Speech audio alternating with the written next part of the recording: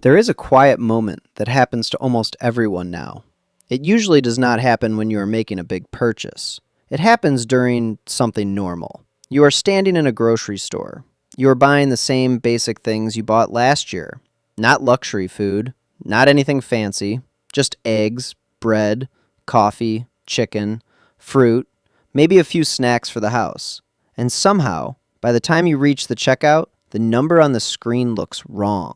Not a little wrong, offensively wrong. Then you get in your car and gas feels expensive. You get home and electricity feels expensive. You open your banking app and rent feels expensive. Insurance is expensive. Eating out is expensive. Staying home is somehow expensive. And the confusing part is that many people are not even making terrible money. They have jobs. They work hard. They are not reckless. They are not buying private jets or throwing money away every weekend. But every month still feels like a financial knife fight.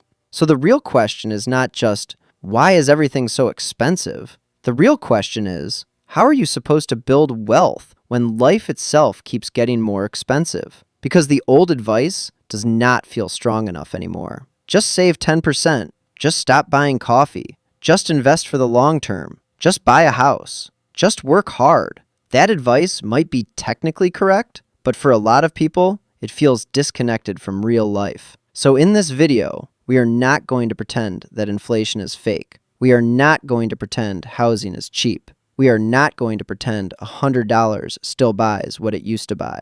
But we are also not going to act like building wealth is impossible, because it is not impossible. It is just different now. And if life keeps getting more expensive, then your money system has to become stronger, more intentional, and more disciplined than the system people used 10 or 20 years ago. By the end of this video, you will have a clear system, not a motivational quote, a system. And the first part of that system is understanding what is actually happening. Because if you think the problem is only that you are bad with money, you will try to solve it with shame. But if you understand the real problem, you can solve it with strategy. Inflation is not just a number on television. It is what happens when the same paycheck walks into a store and comes out weaker. Maybe you got a raise on paper, but in real life, your money still buys less. The cost structure of normal life has changed. Housing takes a bigger bite. Transportation takes a bigger bite.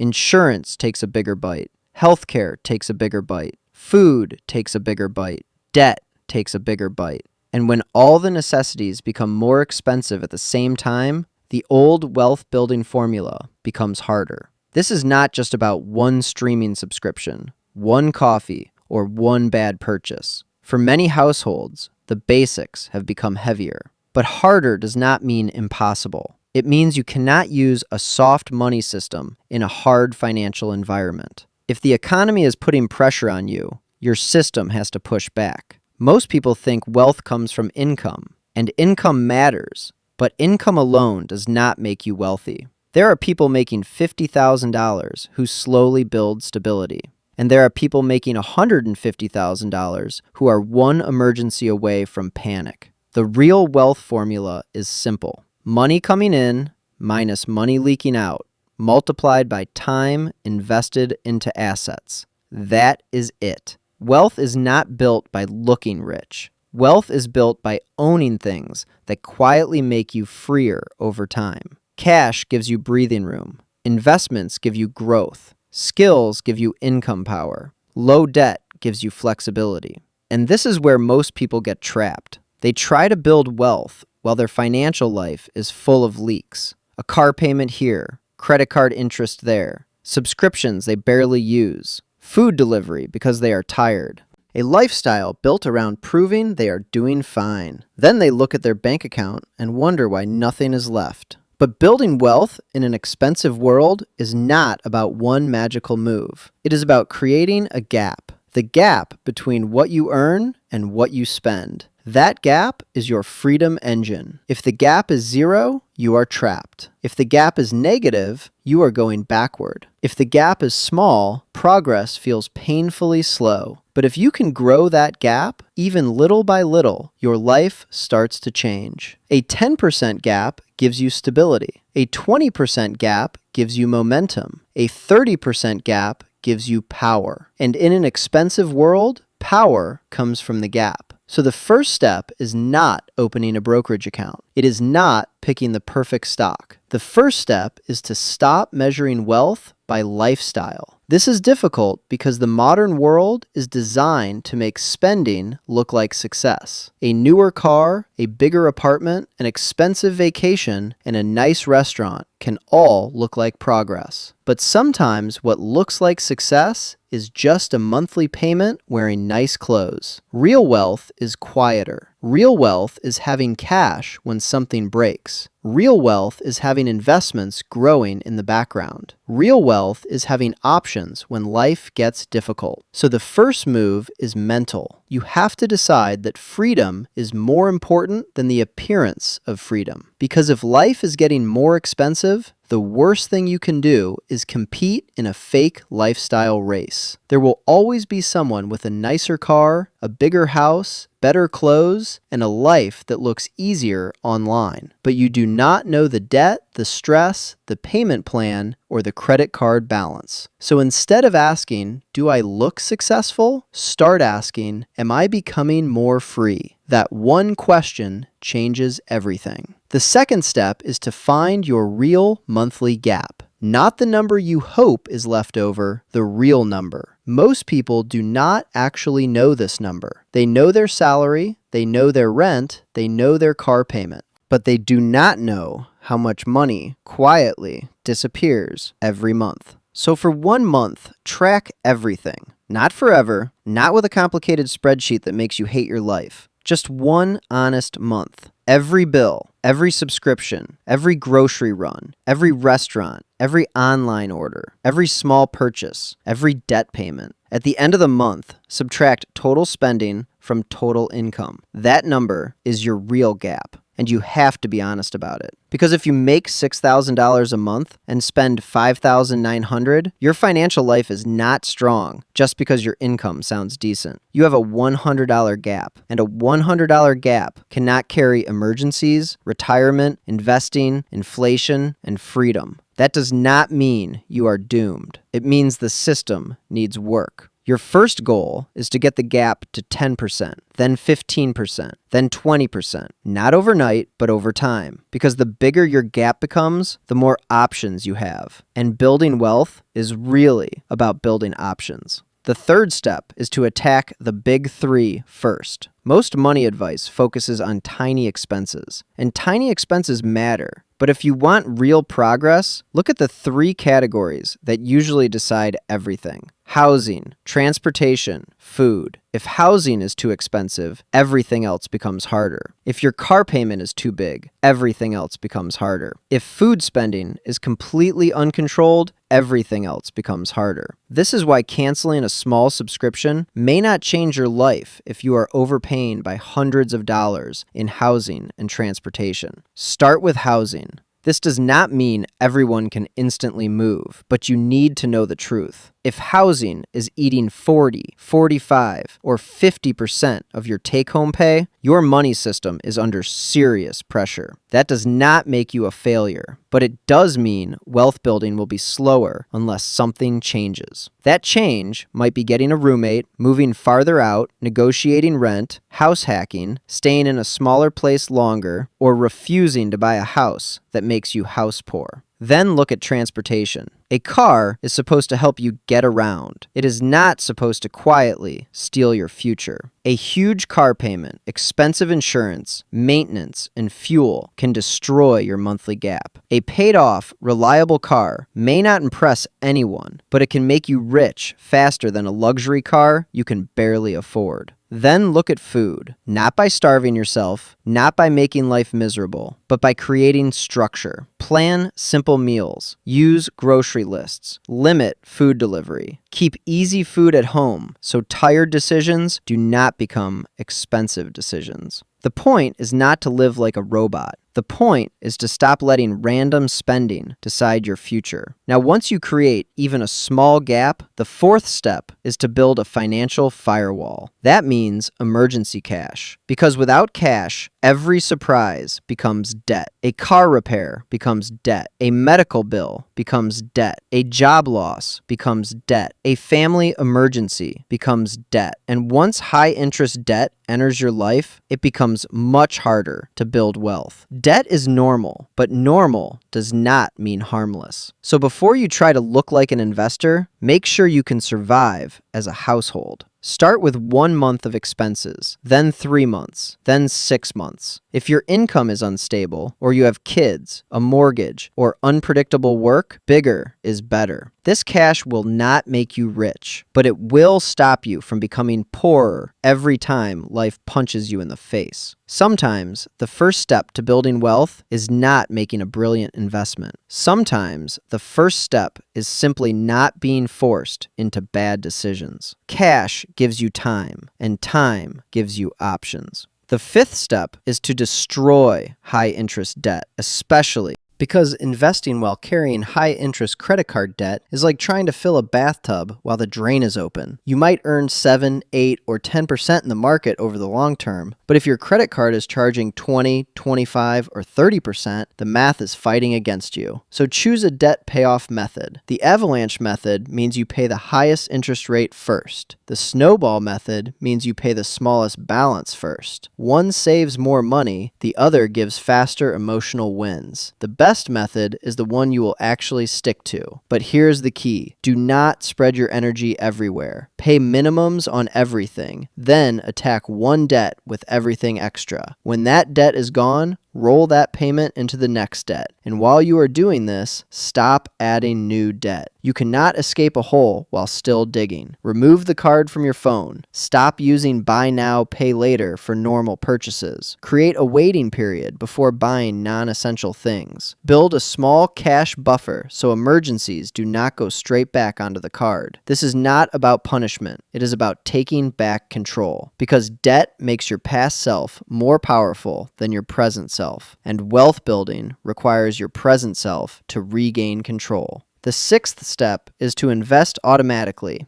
even if it starts small. Once you have some stability, you need to invest. Not because investing is exciting, but because saving cash alone usually cannot outrun inflation over long periods. If prices keep rising and your cash just sits there forever, your money slowly loses purchasing power. Investing is how you give your money a chance to grow faster than the cost of life. This does not mean gambling, day trading, or chasing whatever stock is trending online. For most people, wealth is built through boring, consistent investing. Retirement accounts, broad index funds, employer matches, automatic contributions, long time horizons. If your employer offers a retirement match, that is usually one of the first places to look, because a match is part of your compensation. Not using it is like leaving money on the table. Then build the habit. Even if it starts with $50 a month, then $100, then $250, then more when your income grows or your debt falls. The magic is not the first contribution. The magic is the system. Because when investing is automatic, you do not have to be motivated every month.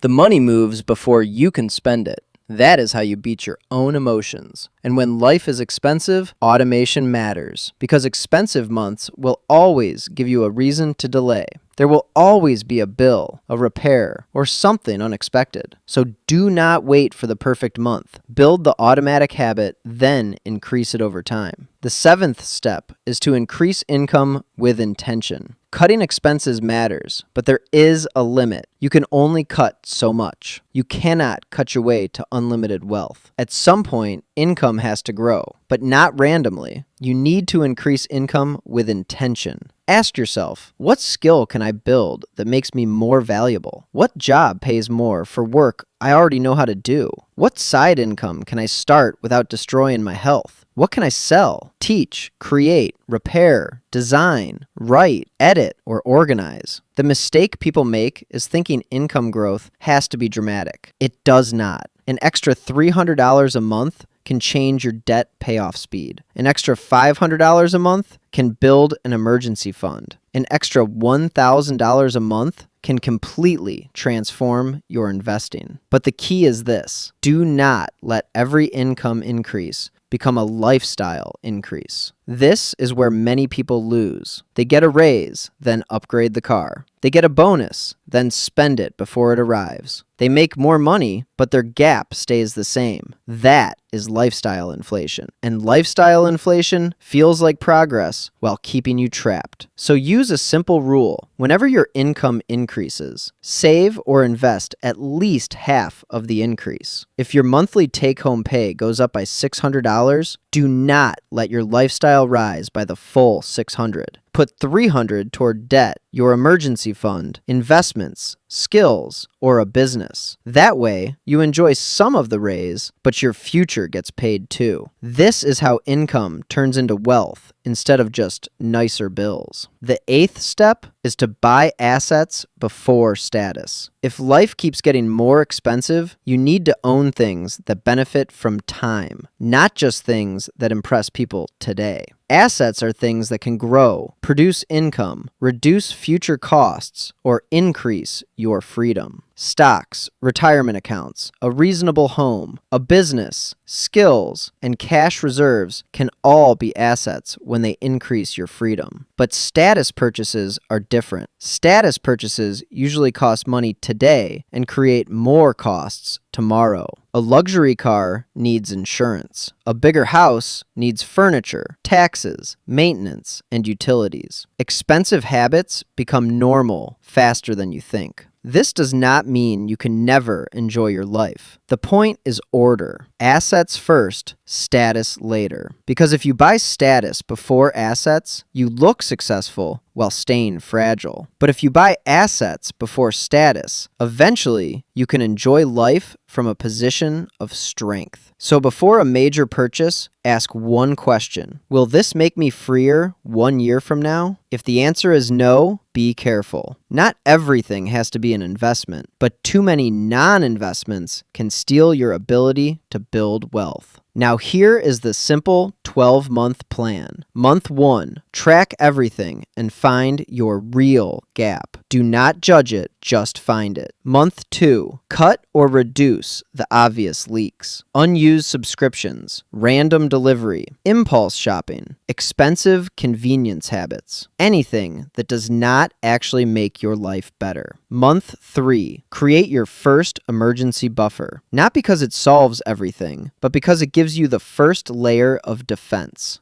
Months 4 to 6, attack high-interest debt while protecting your emergency fund. Pick one debt, focus on it, build momentum. Month 7 to 9, increase income. Ask for a raise, apply for better jobs, learn a higher value skill, start a small side income, sell unused things. Take one practical step that increases your earning power. Months 10 to 12, automate investing. Start small if you have to, but start. Then review your housing, transportation, and food costs, because those 3 categories decide whether your plan is sustainable. At the end of 12 months, you may not be rich, but you will be different. You will understand your numbers. You will have fewer leaks. You will have more control. You will have some cash. You will have less bad debt. You will have money moving toward assets. And most importantly, you will no longer feel like your financial life is happening to you. You will be participating in it. Building wealth when life keeps getting more expensive is not easy, but the answer is not to give up. The answer is to become more deliberate than the environment trying to drain you. Because expensive life punishes people who drift. If you drift, your money disappears. A payment here, a subscription there, an emergency here, a lifestyle upgrade there, and one day you wake up making more money than you used to, but feeling poorer than ever. That is the trap. But you can escape it, not all at once, but but step by step. Protect the gap. Build the firewall. Destroy bad debt. Invest automatically. Grow your income. Avoid lifestyle inflation. Buy assets before status. Because wealth is not just about becoming rich. It is about becoming harder to break. It is about having options. It is about sleeping better. It is about knowing that when prices rise, when emergencies happen, when the world becomes more expensive, you are not completely helpless. And maybe that is the real goal. Not to live a life where nothing ever goes wrong, but to build a financial system strong enough that when something does go wrong, it does not destroy you. That is how you build wealth when life keeps getting more expensive. Not by pretending the world is cheap, but by becoming the kind of person whose money is organized, protected, invested, and growing anyway.